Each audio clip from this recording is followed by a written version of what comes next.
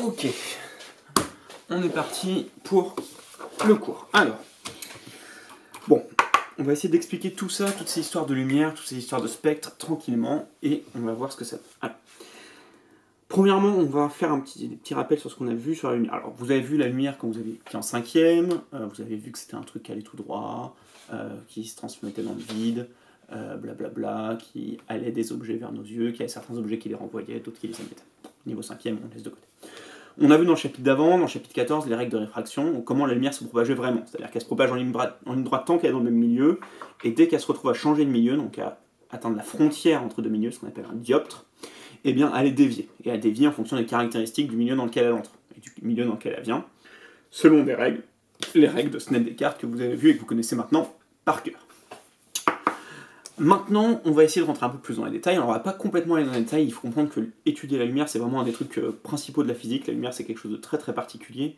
Et on a vraiment réussi à comprendre ce que c'est que la lumière, et encore pas dans son entièreté, on est loin de comprendre tout ce qui se passe. On a vraiment réussi à comprendre ce qu'était que la lumière qu'il y a même pas 100 ans. Vraiment, c'est au XXe siècle qu'on a vraiment découvert des tas de choses. Alors, je pourrais vous faire plein de trucs hyper intéressants sur la dualité de la nature de la lumière, sur le fait que c'est à la fois une onde, à la fois une particule, etc. Bref, il y a plein de petits trucs intéressants. Nous, pour l'instant, on reste du côté ondulatoire de la lumière, donc c'est en gros l'état de la lumière depuis Newton jusqu'à la fin du 19e, un gars qui s'appelle Maxwell, et encore une partie du 20e. Donc voilà. Donc, on va commencer simplement, on va parler de deux types de lumière, la lumière blanche et la lumière colorée. Donc, alors, on des signaux, blablabla, spectre lumineux. Je vous écris le cours en même temps, comme ça il sera fait. Spectre lumineux. Et donc, grand 1, lumière blanche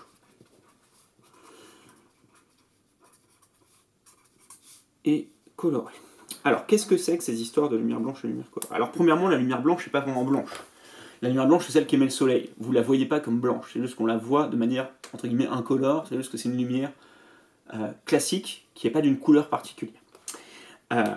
C'est un peu compliqué de savoir qu'est-ce que c'est que ces histoires de lumière blanche. Vous voyez très bien que vous êtes très bien capable de vous rendre compte qu'une lumière n'est pas blanche. C'est-à-dire une de vos ampoules, les nouvelles ampoules, des fois font des couleurs un peu bizarres. Une lumière très jaune, vous le verrez. Une lumière très blanche, vous le verrez. Une lumière rouge, bien sûr, vous la verrez, vous vous rendrez compte qu'il y a un problème. Qu'est-ce que c'est que la lumière blanche? Alors, on en a parlé dans l'activité 1, quand je vous ai fait la correction de l'activité 1, donc je vais vous le redire. Qu'est-ce que c'est que la lumière blanche? C'est pas compliqué. C'est en fait un rassemblement de toutes les couleurs qui existent. C'est-à-dire qu'il y a toutes les couleurs possibles dans la lumière, celle de l'arc-en-ciel en gros, et si on les met toutes ensemble, si on les envoie toutes au même endroit, eh bien ça donne une impression de lumière blanche, une lumière incolore. Alors c'est de la synthèse des lumières, des couleurs, on en reparlera peut-être une autre fois. Le gars qui a découvert ce principe-là, enfin qui a eu l'idée de comprendre que c'était ça, c'est Newton. Avant on comprenait pas, c'était comme ça, on se disait, on connaissait le principe d'arc-en-ciel, on savait pas trop ce qui se passait, les gars devaient penser que c'était magique ou un truc comme ça, mais toujours est-il qu'on savait pas exactement pourquoi c'était comme ça. La grosse idée de Newton, c'est de se rendre compte que c'est bien la lumière naturelle, la blanche là, qui quand on la fait passer dans certains objets, un prisme, une goutte d'eau, une flaque d'essence, quelque chose de très très fin, bref, derrière d'un CD, bref, plein de trucs, et bien en fait elle se décompose en plein de couleurs différentes. Donc ça c'est la grosse découverte de Newton, enfin c'est pas la grosse découverte de Newton, la grosse découverte de Newton c'est la gravitation, mais c'est un des trucs importants qu'a fait Newton, enfin les lois de la mécanique, bref, Newton c'est un gars très très très très balèze. Donc le principe de la lumière blanche, c'est que la lumière blanche, elle est composée d'autres couleurs. En fait, elle n'est pas composée que de lumière blanche, elle est composée de toutes les autres lumières de couleurs.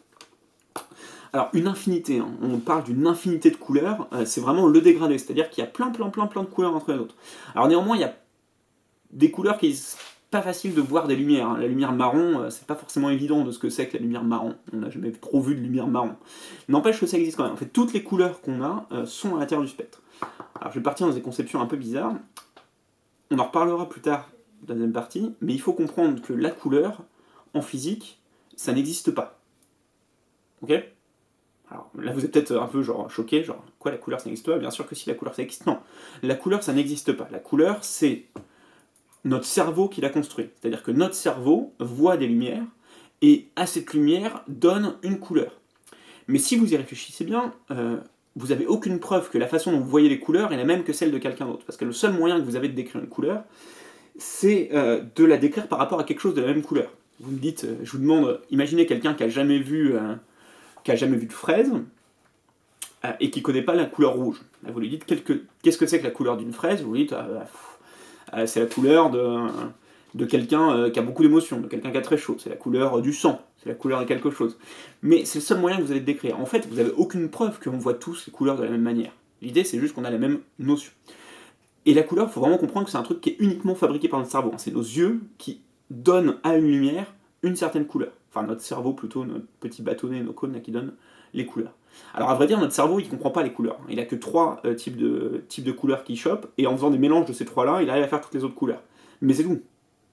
Dans la nature, c'est pas comme ça, il n'y a pas de 3 couleurs, dans la nature, il y en a plein. Donc, c'est un peu bizarre, la couleur. Mais on y reviendra plus tard. Déjà, si je vous ai pas perdu avec ça, je vais être bon. Donc, première chose, la lumière blanche. La lumière blanche est composée de toutes les autres lumières de couleur. La lumière blanche est composée, donc, d'une infinité de lumières colorées. Alors, l'infinité, c'est un peu exagéré, parce que c'est quelque chose de physique, la lumière, donc on ne peut pas avoir une infinité quelque chose. Disons qu'il y a une infinité de possibilités. Quand vous avez une lumière blanche, vous n'avez pas une infinité de couleurs, parce qu'il y a forcément un nombre d'ondes limité. Mais dans le principe, on peut avoir toutes les couleurs possibles, parce que dans les longueurs d'onde, on peut avoir tout ce qu'on veut. Donc ça, c'est le premier truc à comprendre. Ma lumière blanche, elle est composée de plein d'autres couleurs.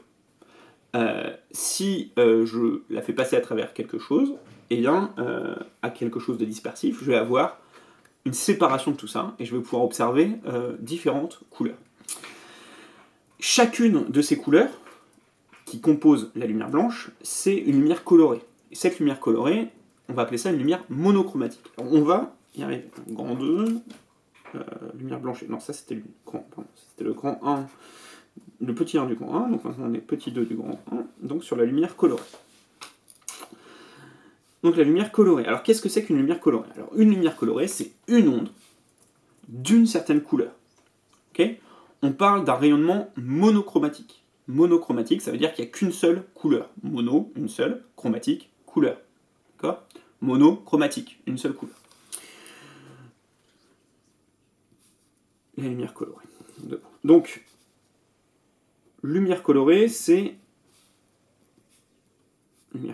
un rayonnement monochromatique. Donc une seule couleur, comme je l'ai dit. Rayonnement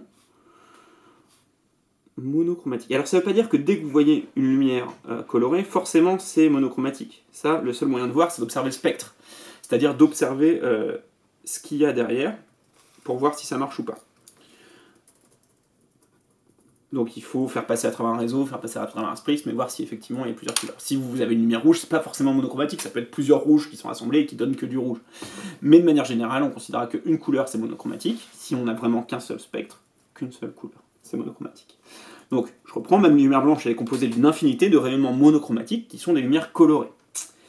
Le problème, c'est que je vous ai dit que la couleur, c'était un truc imaginé par notre cerveau, qu'on n'avait aucun moyen de décrire. Si vous essayez de décrire du vert à quelqu'un, à part en disant que c'est la couleur des feuilles, il va vous regarder, il va faire que oui, ok, je sais pas quelle couleur une feuille, je sais pas ce que c'est que le vert. Donc là, c'est la couleur des autres trucs verts. Bref, vous n'êtes pas avancé. Donc, ce qu'on va faire, c'est qu'on va décrire nos couleurs à partir de quelque chose de physique, quelque chose qui ne dépend pas de nos yeux et de notre cerveau, quelque chose qui existe vraiment. Et ce quelque chose, c'est ce qu'on appelle la longueur d'onde.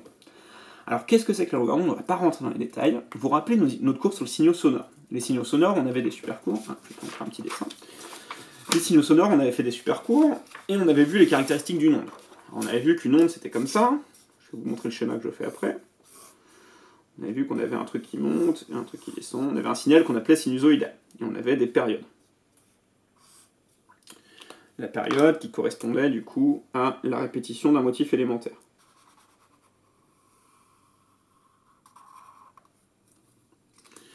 Et on avait ça.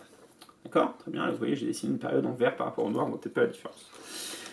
Ça, c'est le principe d'une onde classique.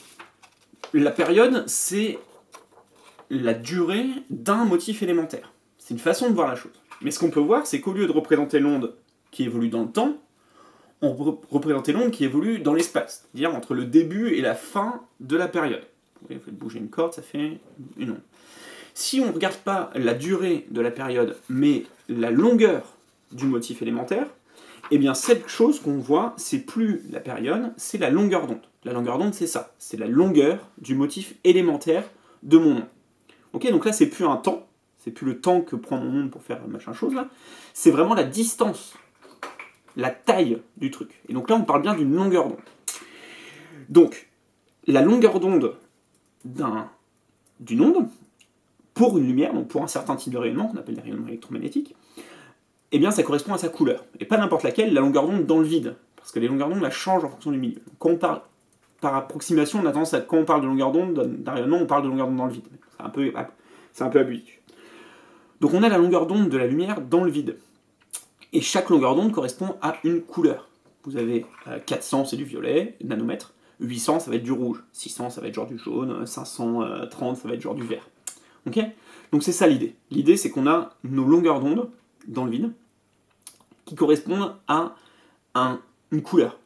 Une onde à telle longueur d'onde, ça donne telle couleur. Pensez que c'est à peu près le même principe que la fréquence pour les sons. Vous avez une fréquence qui donne aigu, une fréquence qui va donner grave, et chaque fréquence va donner différentes hauteurs de son. Mais là, c'est le pareil. Chaque longueur d'onde va donner différentes couleurs. Si vous voulez faire un parallèle, vous dites que quelque chose de aigu ou grave, ça correspond à la fréquence, ça correspond à la couleur pour une lumière, si on considère que c'est le même type d'onde. C'est pas exactement le même type d'onde, on rappelle que le son, ça va à 340 mètres par seconde dans l'air, la lumière, ça va à 300 000 km par seconde dans l'air, donc c'est pas du tout la même chose, mais dans le principe, c'est pas. Il y a des similitudes quand même, dans le sens que c'est tous les deux une onde. Donc c'est ça l'idée. L'idée, c'est que un rayonnement monochromatique correspond à une longueur d'onde. Ok ? Donc, on va écrire un rayonnement. Alors, c'est pas forcément facile, il ne faudra vraiment pas hésiter à me poser des questions là-dessus, c'est vraiment pas évident. Monochromatique, c'est égal à une longueur d'onde. Dans le vide. Et donc, toutes les lumières, on peut les caractériser par leur longueur d'onde. Elles auront toutes comme ça une couleur. Et c'est là qu'on arrive à un problème. C'est que la lumière, je ne sais pas si vous le savez, mais il y a des lumières qu'on ne voit pas. Alors vous connaissez sûrement plein de lumières qu'on ne voit pas, peut-être même sans le savoir, mais il y en a. Vous avez les infrarouges, ceux de votre télécommande. Je n'ai pas de télécommande à côté, mais une télécommande a fait les infrarouges pour communiquer avec votre télé. Vous avez les ultraviolets, ceux du soleil qui vous crament la peau et qui vous filent le cancer, hein, et qui vous font bronzer, mais bon, ça c'est pour les gens un peu voilà quoi. Qui aiment trop le soleil, qui préfèrent avoir des cancers plutôt que juste pour avoir une jolie peau, mais bon, je ne veux pas juger. Titillant jugeant. Donc les ultraviolets, vous avez aussi les rayons X que vous utilisez pour faire la radio. Quand vous allez à la radio, il y a une grosse machine qui fait plein de bruit, qui vous balance des trucs, mais vous ne le voyez pas. Bah, c'est de la lumière. C'est de la lumière, c'est des rayons X. Alors en fait, il y en a plein d'autres. Hein. Les micro-ondes de votre four à micro-ondes, c'est de la lumière aussi. Les ondes radio de votre radio, vous n'écoutez pas la radio, mais c'est des micro-ondes. Les ondes Wi-Fi de votre box, c'est des ondes radio, c'est de la lumière. Les ondes, toutes les ondes en fait électromagnétiques, c'est de la lumière. C'est juste que c'est pas de la lumière qu'on voit, nous. Parce que nos yeux, ils sont pas faits pour voir toute la lumière. Ils sont faits que pour voir une partie du spectre de la lumière. Ce qu'on appelle le spectre du visible. Okay, donc ils voient qu'une certaine partie des longueurs d'onde. Et donc c'est ces longueurs d'onde-là à qui on a donné une couleur. Parce que les autres, elles n'ont pas de couleur vu qu'on les voit pas. Et que la couleur, ça vient de notre cerveau, n'oubliez pas. Donc on classe tous ces rayonnements dans une partie du spectre qui est le spectre du visible. Alors il faut comprendre que les longueurs d'onde de la lumière, c'est très très petit. Une onde lumineuse, c'est vraiment minuscule. Hein.